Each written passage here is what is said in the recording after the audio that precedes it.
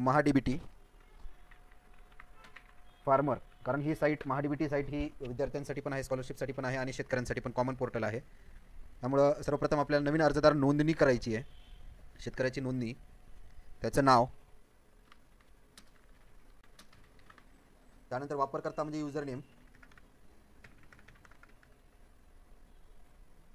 Already available आहे, वेगळं एक युजरनेम द्यायचं आहे. त्यानंतर पासवर्ड आपल्याला सेट करायचा आहे. एक मोबाईल नंबर द्यायचा आहे.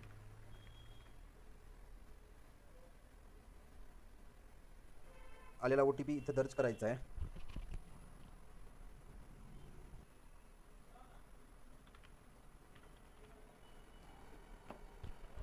OTP व्हॅलिडेट केल्यानंतर तो OTP कॅप्चा अशा प्रकारे आपले यशस्वीरित्या रजिस्ट्रेशन झालेलं आहे. आता आपण पुढं रजिस्ट्रेशनच्या नंतर अर्जदार लॉगिनमध्ये दोन पद्धती आहेत. आपण जो युजर ID सिलेक्ट केला होता त्याप्रमाणे पण आपण करू शकतो किंवा आधार क्रमांकावरती, म्हणजे सपोज आपल्याला युजर ID माहिती नसेल तर आधार क्रमांकावरती आपण लॉग इन करू शकतो. बायोमेट्रिक किंवा OTP, शेतकरी जवळ असेल तर बायोमेट्रिक करा, शेतकरी जवळ नसेल तर OTP हा पर्याय निवडायचा आहे. आधार बेस OTP, आधारला मोबाईल लिंक असेल तरच हा OTP जाईल. OTP तपासा. अशा प्रकारे आपलं एक लॉग इन तयार होईल. लॉग इन तयार झाल्यानंतर आपल्या प्रोफाईल जी आहे ती स्थिती 0% आहे, त्याला आपल्याला 100% वरती घ्यायचं आहे. त्यासाठी आपल्याला आपली मूलभूत माहिती, बेसिक इन्फॉर्मेशन, जसे की नाव, माझं नाव आहे दत्ता. त्यानंतर पॅन कार्डची आवश्यकता नाही आहे.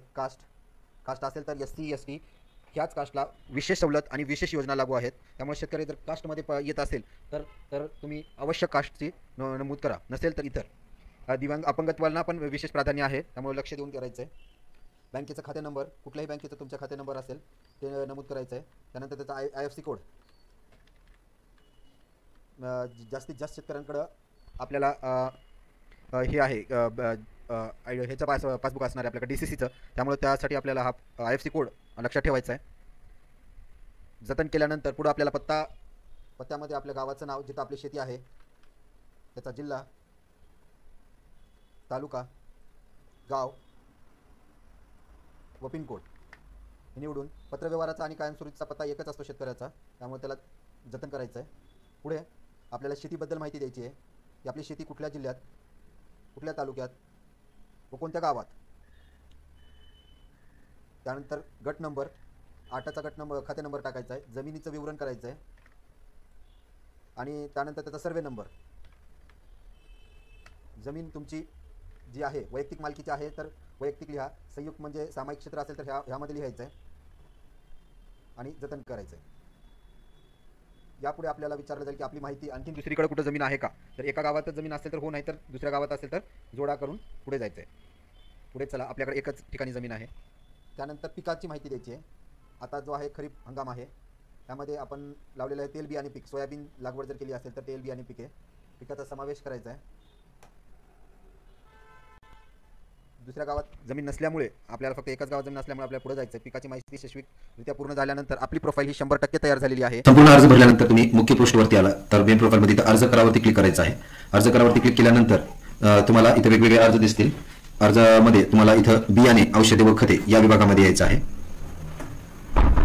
आता इथे दिलेलं आहे की पीक प्रात्यक्षिकाकरिता बियाण्यास 100% अनुदान, म्हणजे जर तुम्ही प्रात्यक्षिका घेत असाल, प्लॉट जर डेव्हलप करत असाल बियाण्यासाठी तर 100% अनुदान तुम्हाला दिलं जाईल. आणि जर तुम्हाला प्रमाणित बियाणं पाहिजे असेल तर तुम्हाला 50% मर्यादेपर्यंत अनुदान दिलं जाईल. 50% साठी आपण अप्लाय करणार आहोत. आता जे काही तुमचं जमिनीचं विवरण आहे ते इथे येणार आहे. त्यामुळे तुम्हाला पीक निवडायचं आहे. तर रब्बी हंगाम चालू असल्यामुळे तुम्हाला ही करडी, गहू, जवस, ज्वारी, भुईमूग, हरभरा यापैकी कुठलं वाण हवं आहे, कुठलं पीक पेरायचं आहे. बहुतांश लोक हरभरा पेरतात, त्यामध्ये तुम्हाला मग पीक प्रात्यक्षिका घ्यायची आहे. त्यामुळे प्रमाणित बियाणे जर घ्यायचं असेल तर तुम्हाला वाण निवडायचं आहे, जुने वाण आणि नवीन वाण. आता जुन्या वाणामध्ये काय काय उपलब्ध आहे तर कृपा, जाकी, दिग्विजय, विजय, विराट आणि विशाल हे बियाणे उपलब्ध आहेत, ज्यामध्ये की दिग्विजय किंवा जाकी हे प्रचलित वाण आहेत. आता नवीन वाणामध्ये आपण पाहूया. नवीन वाणामध्ये Pusa chickpea, Pusa Parvati, RVG, PDKV Kanak, PDKV Kanchan, Phule Vikrant, BDNS GK आणि सुपर अनेगिरी. आता हे बरेचसे वाण जे प्रचलित आहेत, जे तुमच्या विभागात तुम्हाला रिझल्ट देतात, त्याबद्दल तुम्ही निवडू शकता. तर समजा मी एखादा वाण निवडलेला आहे आणि त्यामध्ये तुम्हाला क्षेत्र निवडायचं. तर माझं क्षेत्र 1 हेक्टर 10 गुंठे असल्यामुळे मला 1 हेक्टर पर्यंतच जे काय आहे ते येणार आहे. तर आता किलोग्राममध्ये अंदाजे किलोग्राम बियाणं 75 आहे. म्हणजेच काय, तर समजा तुमचं 1 एकर जमीन असेल तर तुम्हाला 30 किलोग्रामची म्हणजे एक बॅग भेटणार आहे. आणि जर तुमचं 2 एकर जमीन असेल तर तुम्हाला 60 किलोग्रामची म्हणजे 2 बॅगा भेटतील. आता ह्या बॅगा तुम्हाला अनुदानावरती भेटणार आहेत. तर तुम्हाला इथं जतन करायचं आहे. जतन केल्यानंतर तुम्हाला हे गो टू मेनू वरती जाऊन क्लिक करायचं आहे. जतन केल्यानंतर गो टू मेनू वरती जायचं आहे. मेनूवरती जा. मेनूवरती गेल्यानंतर तुम्हाला अर्ज सादर करायचा आहे.